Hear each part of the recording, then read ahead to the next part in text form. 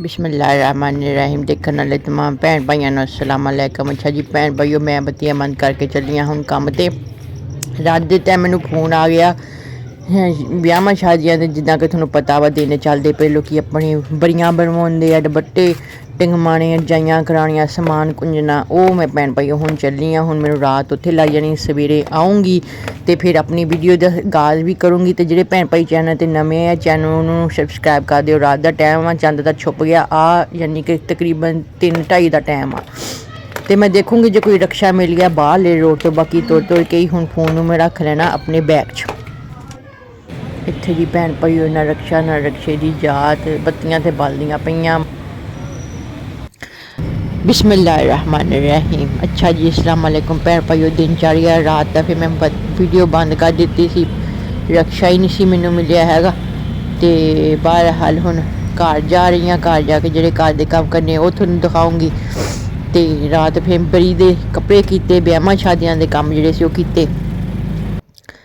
ਆ ਦੇਖੋ ਜੀ ਕਿੰਨਾ ਸੋਹਣਾ ਸੂਰਜਮੁਖੀ ਦਾ ਫੁੱਲ ਆ, किन्ना खूबसूरत लगता। 2-3 फुल होर लागे लगे किसी के घर के बूहे मोरे। बहरहाल मैं घर जाऊँगी, घर जाके जो काम करने वो करूँ। मैंने भुख बहुत लगी आ, लेश लैके जाऊँगी। लेश मैं लै ली सी, बोतल घरे पई सी, मैं क्या हुण नून पा के पूरा तैयार लेस। भुख बहुत लगी, नाश्ता भी सवेर का कीता नहीं, चाह का घुट भी नहीं पीता हैगा।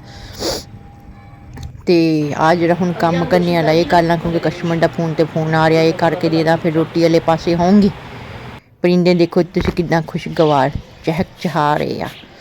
ते बस हुण आ एक काम आ, पोटली बनानी आ किसी दे लहंगे दी, दुल्हन दे लहंगे दी पोटली बनानी आ। समान आ जिहड़ा मैं लिआंदा सीगा, ते ये हुण पोटली तैयार करके देनी। इहदी फाइनल लुक जो तैयार हो गई तुहानूं जरूर दिखाऊंगी कि ब्याहां दी जिहड़ियां पोटलियां हुंदियां लहंगियां ने किद्दां बनदियां। इहदा जिहड़ा साजो समान है मैं तुहानूं खोल के दिखा दिन्नी आं की कुछ आ। ते आ देखो एक नलकी बड़ा किते काम दिखाता थोनों मैं।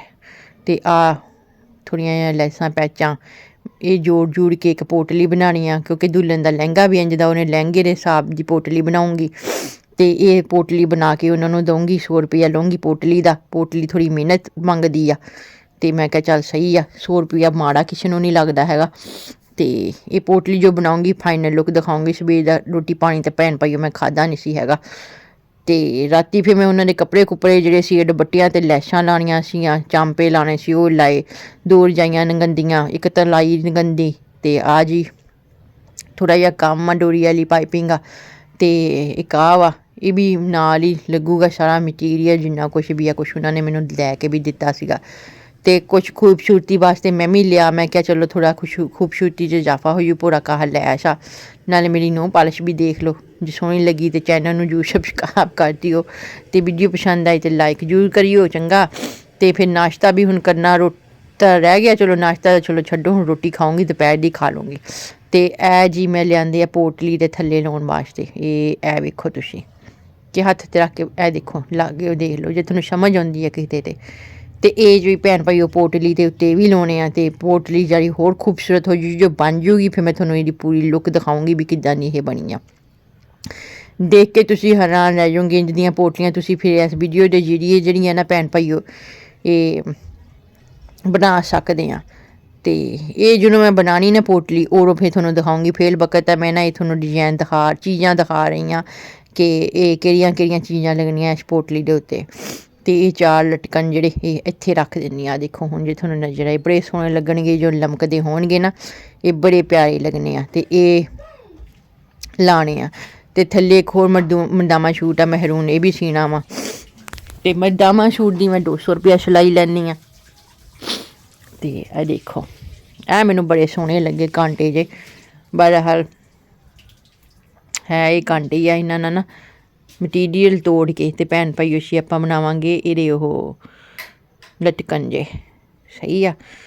ते चलो बहरहाल बाजी नूं बुलाउने आ, जी लागे एक मेरी रहिंदी कस्टमर, पुछदे उन्हें की पकाया की नहीं पकाया। मैनूं तां भाईओ भुख बहुत ज़्यादा लगी आ हुण पकाउण नूं, तां मेरे कोल टाइम नहीं, कम्म मेरे सिर दे उत्ते चढ़िया पिया वा।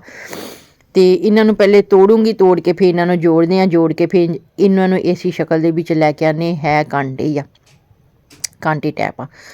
तो इंज जिहड़ा मटीरियल है ना फैंसी भैन भाईओ वो फिर इंज लिया के मैनू ਆ ਹੁਣ ਸਹੀ ਹੋਇਆ। ਇਹ ਪਹਿਲੇ ਜ਼ੂਮ ਕਰਦੀ ਪਈ ਸੀ ਨਾ, ਝਲਮਾ ਜਿਹਾ ਸੀਗਾ। ਆ ਜੀ ਸਾਰਾ ਮਟੀਰੀਅਲ ਮੈਂ ਇੱਥੇ ਖੋਲ੍ਹ ਕੇ ਰੱਖ ਦਿੱਤਾ। ਜਿਹੜਾ ਪੋਟਲੀ ਦੇ ਉੱਤੇ ਲੱਗਣਾ, ਅੰਦਰ ਇੱਕ ਕੱਪੜਾ ਲੱਗਣਾ, ਉਹ ਵੀ ਹਜੇ ਮਿਸ ਵਾ। ਉਹ ਹੁਣ ਉਹਨਾਂ ਨੂੰ ਮੈਂ ਕਿਹਾ ਵੀ ਕਿੱਦਾਂ ਦਾ ਲਾਉਣਾ, ਉਹ ਮੈਨੂੰ ਦੱਸ ਦਿਓ। ਗੋਲਡਨ ਲਾਉਣਾ, ਮਹਿਰੂਨ ਲਾਉਣਾ, ਵੀ ਕਿੱਦਾਂ ਦਾ ਲਾਉਣਾ, ਲਾਲ ਲਾਉਣਾ ਜਾਂ ਹਰਾ ਲਾਉਣਾ, ਕਿੱਦਾਂ ਦਾ ਲਾਉਣਾ, ਕਿਉਂਕਿ ਇਹਦੇ 'ਚ ਲਾਲ ਆਹ ਮਹਿਰੂਨ ਅਤੇ ਹਰਾ ਰੰਗ ਆ ਪੈਚ ਦੇ ਵਿੱਚ, ਮਹਿਰੂਨ ਅਤੇ ਹਰਾ।